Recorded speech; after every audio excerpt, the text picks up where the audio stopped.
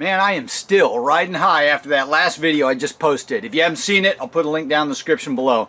It was the one where we took the viburnum cuttings that we got all the way over from Belgium from a guy named Bert, and we stuck those cuttings, and not even, actually, what was it, about a month later, maybe a couple days over a month. I don't even remember, and I just did it. But we got those suckers to root, and they're growing on beautifully right now in that grow tent I've got indoors. Incidentally, if you guys like or love plants as much as we do around here, then go check out the rest of the channel. We've got all kinds of videos where you can see the beginning, the middle, and the ending of propagating tons of different types of plants. All right, on with the topic of the day. So I've gotten a question recently, and it's come up several times now. It just came up again this morning, and I don't know how many of you out there have this question, but people want to know from my experience, when I pot up these hardwood cuttings, well, they're not really even hardwood cuttings anymore, but the cuttings that I rooted maybe in the summer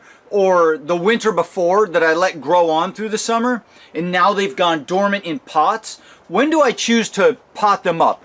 I was recently asked by somebody about the willow cuttings, one that I did last winter. We still got them out here, and we're going to do an update on that. But I was asked about those willow, and I was also asked about the mulberry that I did last spring, and we got all those to root. I will do updates on both. People are wondering, when do we finally get to pot them up and get them into individual pots and see an update on those guys? Well, the truth is, I'm not ready yet, and neither are they. So my preference is to wait until we get closer to spring.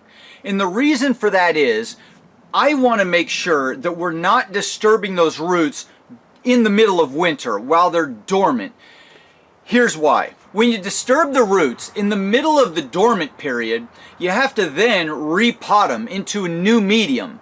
And when you do that and then you water them, that medium doesn't have a lot of structure yet. It's just more compact. The roots are kind of in a messy pile within the medium because they didn't actually grow into it and create tunnels for water to flow out.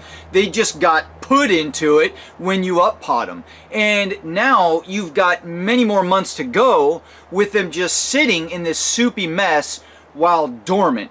And that's just a bad combination. It just makes for a more anaerobic environment, which is what we don't want.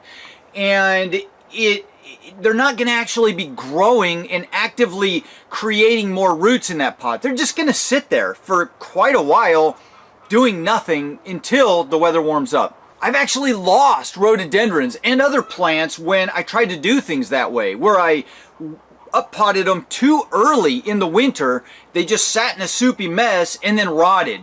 It's just a bad combination. So what do? Well, I prefer to up-pot all these guys closer to spring. So I wait until I start seeing bud swelling. So these are some of those apples that I ended up grafting a couple of years ago. They're still around. They're still doing okay.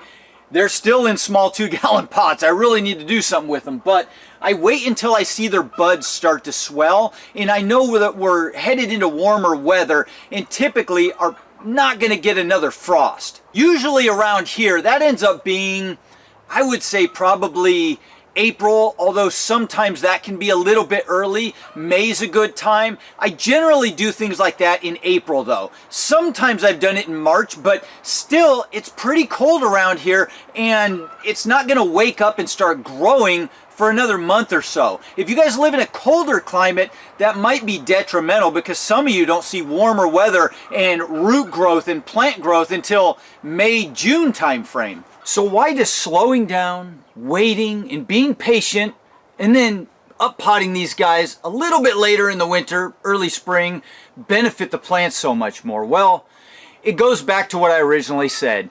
The roots won't be sitting in a soupy mess. The weather will be warm enough to where they will immediately be able to start growing. They will immediately start putting roots down into that medium or soil or potting soil, whatever you've got, and they'll start creating channels for that water to drain out of while they're seeking nutrients.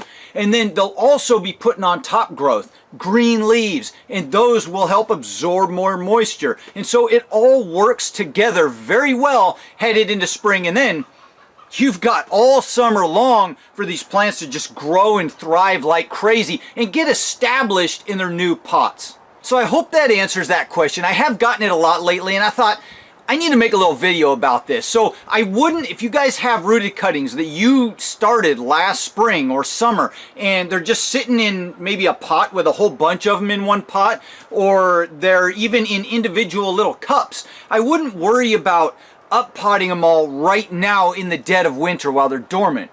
I would wait until the weather starts warming up, you see buds swelling, you really know that the plants are going to be able to start actively growing again sometime in the spring, and then start up-potting them. And in that way, you're going to be a lot better off. I'm telling you guys, I've done this with rhododendrons one year in particular, and I lost a lot of rhododendrons starting too early in the wintertime. So since I've gotten a lot of questions about this, I thought I would ask you guys, how do you do this? The people at home that have experience with this and they've gone through several seasons and they've rooted cuttings and then potted them up, do you guys, some of you, pot them up in the dead of winter and have better luck than I do when I do that?